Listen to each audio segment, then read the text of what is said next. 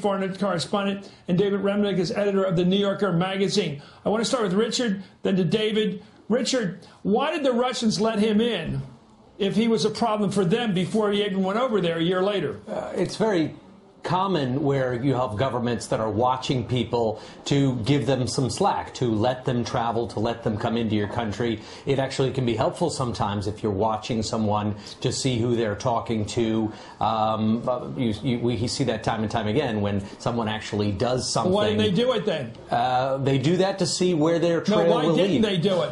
Why didn't they trail him and find out what he was up to over there so we would have benefited from that? If that was their intention of letting him in, why didn't they follow up? I think what it seems to be is they weren't sure how far along he was in this radicalization process.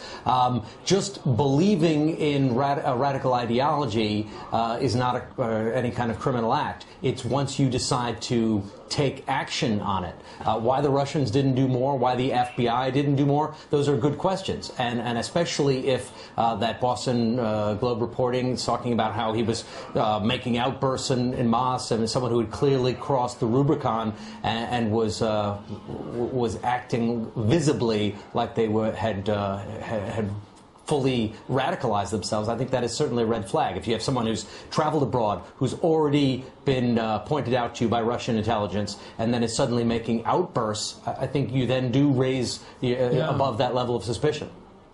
Over the weekend, the suspect's uncle told NBC he saw his older nephew grow more radicalized. Let's watch.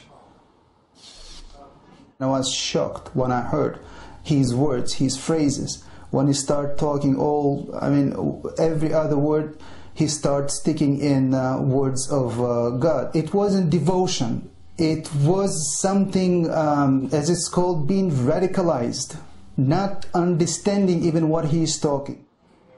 You know, what fascinates me, and I know you're good on this, David Remnick, is what Putin is thinking now.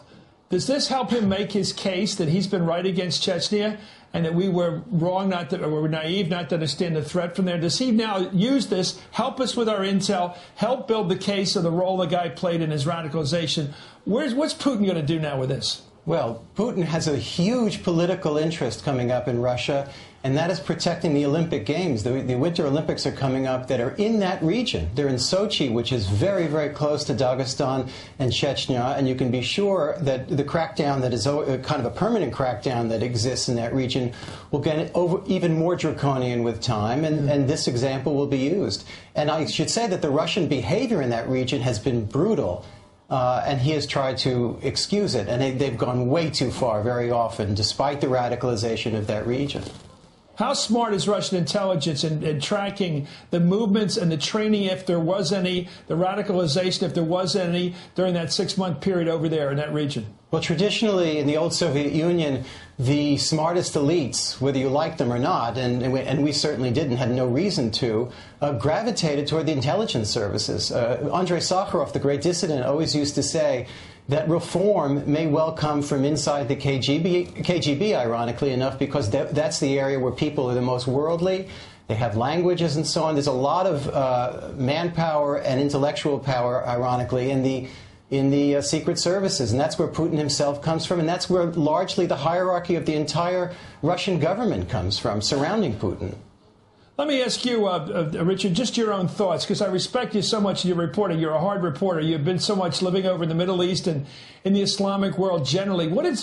How does this all fit in? Chechnya, radicalization, jihadism, how does it all fit together that we should begin to understand now? Yeah, I wouldn't necessarily think of this as a Chechen problem. The Chechen nationalists, who are the ones that Putin wants to crack down on, I think he'd be conflating the issues a little bit. Because the Chechens, he would be using this as an excuse to crack down on Chechen nationalists. And there's no real indication that these brothers were Chechen nationalists so much. They were traditional people who had the al-Qaeda ideology, who happened to be Chechens, who happened to be from a place in Dagestan where there happened to be a lot of radicals. And Putin could say, look at this. These are, it's a hotbed of extremists, but they are different kinds of extremists. That's right. You have the Chechen nationals who would want to attack Moscow, and then you would have general global jihadists who are motivated by Chechnya, by Pakistan, by Syria, by Palestine, and want to attack the West, the United States, Israel, and these two brothers seem to fit into the latter category. I should say, Chris, I was looking at the websites and the YouTubes that he has up on his pages, and he's putting up on his pages for the last 3 years. And there's a mixture, there's a confusion, this is a mixed-up kid. I mean, I read your column today. Committed a horrifying and evil act, but the level of confusion and idiocy on these pages is rich. You have both the nationalist element there. You have kind of Chechen hip-hop, and then you have videos of why Russians who were originally Russian Orthodox became Muslim, and in some cases radical fundamentalists. And then you also have the videos of radical fundamentalist preachers from all around the world, from the Arab world, and most particularly this guy Fez Muhammad, who's Australian-born, speaks English, and is really, really radical, and he was listening to him. So this process was going on for about 3-4 years. I noticed one of the emails or whatever in here was a decade in America already. I want out. I want out. Why didn't he just leave? Well, this is the younger brother's Twitter feed. Yeah. Well, we don't know the answers to these questions. And I should say, and this is, I think, an important point to make, there are a lot of people who go from the devout side to a more radical side. There are a lot of people who entertain political ideas that we may not like. Those are not criminal acts. And so what Richard says about surveillance and the Russian intelligence looking in on these people is one thing. But it's hardly possible to go around arresting everybody that begins to entertain radical ideas or fundamentalist versions of their religion. Thanks for that. And thank you, Richard. Yeah, Pete, so as you heard there, Chris Matthews asking why did the Russians want him in? Why didn't they follow him and find out where he went? You know, and the guy answering, I can't remember his name, but he says, well, he may not have tipped the scales into them deciding that he was fully radicalised, or it could just be, like I've stated in a previous video, that they didn't have the money to keep someone on his tail. It could be that they didn't have enough people to follow everyone who enters their country. They just think he may be radicalised. They think he's going somewhere he shouldn't, or going somewhere where it might lead to information they need, or would be interesting to them, but they just don't have enough people. They don't have enough funding to have enough people to follow every day, everywhere they go. And well, let's face it, since Russia became a bit more capitalistic, they've spent more time following their, millionaires and billionaires around the world. They spent more time trying to find out the corruption within their system, who was making billions from oil, contracts that they were given, who hasn't paid the right amount of money, the right amount of kickbacks to the state, and stuff like that. And you see the same thing in America. They don't spend enough time in focusing on radicals who may be willing to bomb, say, the Boston Marathon, but they have got people following, inconsequential people within the American system, or rich people, or they've got tails on journalists, and they've got FBI guys bugging journalists' phones. Why are they doing that when the journalist isn't going to make a bomb and blow someone up? Why is so much of the FBI concentrated on the capitalists within their own system, who may not be performing the way that certain members of the government want them to? I thought it was a free state in America. I thought you were able to make money and not be persecuted for being, successful. But that seems to be what's going on in America. People are successful are hounded by the press, bugged by the FBI, and yet we don't have enough FBI agents or intelligence analysts working on the real people who are going to cause damage to American society, who threaten the American society. I don't understand why this is so. I don't understand why people who smoke a joint go to jail, and people who, remember, bankers in America were found to have laundered money for Al Qaeda. None of them went to jail. And yet one of the reasons they think that Iran is a terrible terrorist state is they laundered money for Al Qaeda. Don't you see a sort of a basic fucktardedness there, you know what I mean? That's fucktarded. The American bankers who laundered money for Al Qaeda, they get a fine.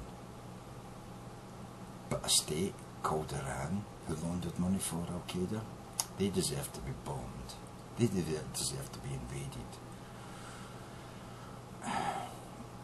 I think it comes down to money.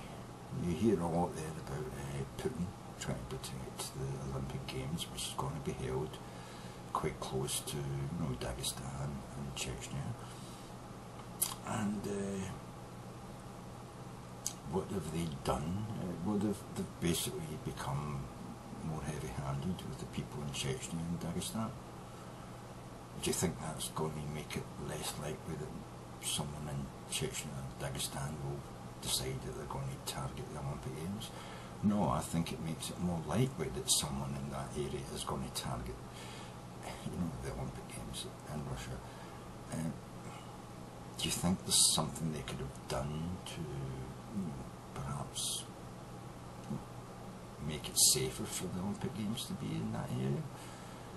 I would imagine putting some money into putting feet on the ground, paying for people who are going to give you information, have more analysts of that information. I think that's probably a good way to go, rather than shoving lots of soldiers in there who are going to be, let's face it, not thinking about why they're there, but just doing what they think they're there for, which is to oppress the people in that area. And oppression, unfortunately, radicalises people. I don't care what you say, but oppression radicalises people. You oppress the people, certain members of that populace are more likely to rise up and want to hit back. So, in America, when you try to oppress the Muslims in your society, when you try to, target, profile Muslims, just like most cities in America, profile blacks. Almost every city in America, there's a higher ratio of black kids being stopped and searched than white people, even though the black people are a small percentage of the population. American jails, it's a 6:1 or 8:1 ratio of black people in jail compared to other races, and yet it's probably going to swap. You're probably going to have loads of Arabs and loads of Muslims in jail over the next 10 years. Why? It's simple because they're Muslim, just like simply because they're black. I mean, this doesn't make sense. Oppression breeds fight back. If you oppress me and my people, some of our people will become radical. We will see the only way to fight back and make our oppression known is to, kill some people, blow things up, destroy, the infrastructure that's oppressing us.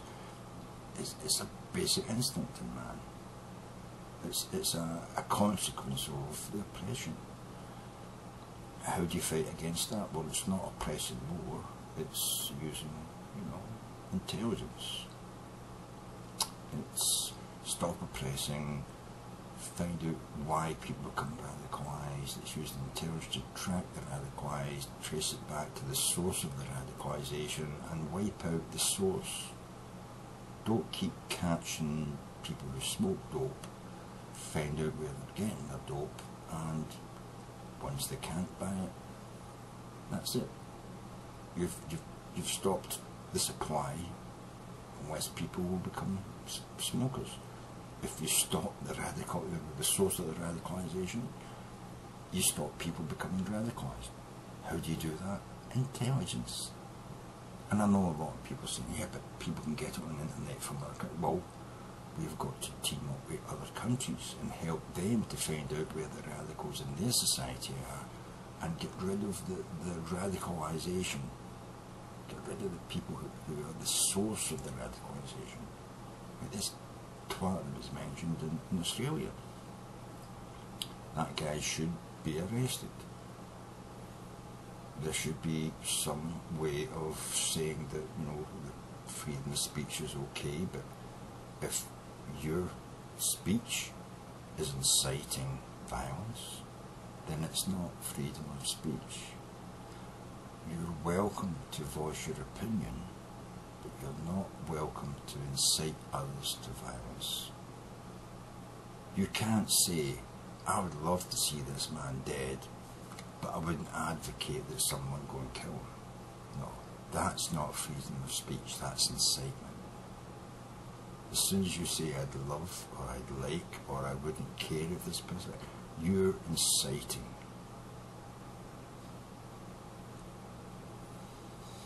So there should be a law against incitement, I suppose. You know, I mean, it could be framed in a way that still allows you to voice your opinions, but doesn't allow you to incite others to do the violence that you would like to do. And in fact, that's quite cowardly. It is completely cowardly to say that, well, someone killed that man over there. I wouldn't say that he was bad, but I wouldn't kill that man. Well, if you wouldn't kill that man, you shouldn't be saying it's okay for someone else to. I would say that's incitement. That's you inciting others to have the courage you don't. It's cowardly. Cowardly speech should be abolished, you know. I may be phrasing that rather ubiquitously and rather badly, but there should be rules and laws against that kind of speech. Freedom of speech allows you to voice your opinions. Doesn't, I think, allow you to voice your opinions on what other people's actions should be, which you would condone them to perform, but you wouldn't do yourself. If you wouldn't do it yourself, you shouldn't be talking about it. And if you would do it yourself, then you've crossed the boundary of freedom of speech and opinion to threats. And threats should be illegal. Anyway.